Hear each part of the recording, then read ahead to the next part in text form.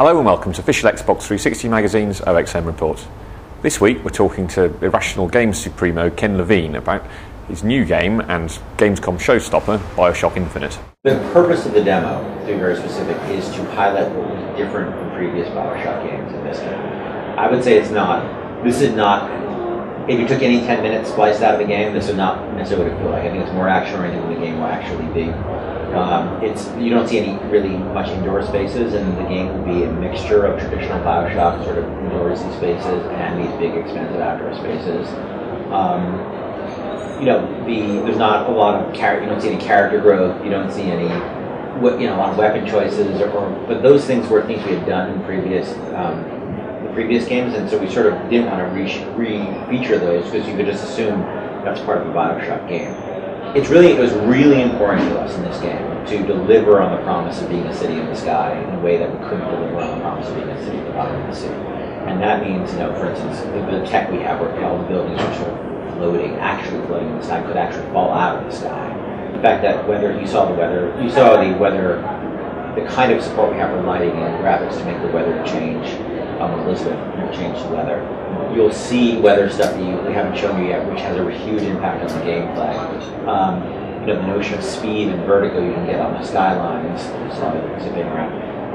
All these elements are really important. But our model is very much a experimental model. You try things and see if they work, and if they don't work, you try something else. I think that there are things. The lesson I took away from Bioshock 1 is that my heart is telling me it's the wrong thing. Think of the final boss battle with Atlas.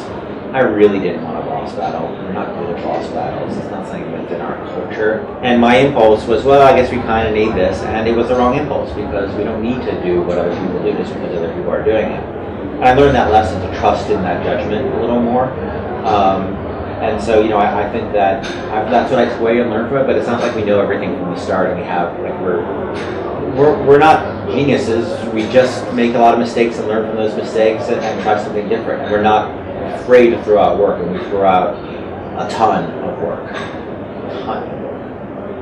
I think it's safe to say that we like making detailed worlds, obviously. And I think you saw the demo. There's people, I think the first time they see it, they're like, whoa, what did I just see? Like, there's so much going on in it and so much detail. And I think when the demo in particular, the gameplay demo, when they see the video of it, there are layers within layers. There are some layers there that you don't even notice the first time, maybe not the second time, maybe the third time. Little things going on that are going to raise a lot of questions. We need to bring mystery back to this franchise, and that was one of our core missions. And the sort of WTF reaction we got in New York to some degree was really fulfilling for us because we wanted that reaction. We wanted people to to be like, wait, I don't understand. Like, what? It's a sequel, but it's not Rapture, and because that mystery, that confusion, even that meta confusion that in the franchise is when people first saw Bioshock, they didn't quite know what they were seeing, and that was really important to people enjoying that experience.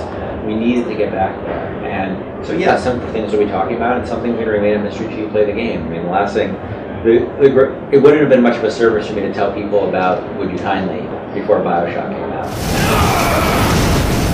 That's what I love. The game we sold over 4 million units of the first one for a game about a failed underwater objectivist utopia.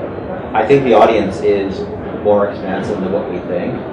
I think there's opportunities in the audience, and mostly it's about communicating how you communicate the same game differently to different people. Like, there's a way we're thinking about how we communicate to the press and the hardcore gamer and the kind of detail we can go into. Versus there's a real visceral experience in this game, obviously. You can see, in terms of, and there was in Bioshock too, weapons and plasmids working together, here with the skylines and things like that.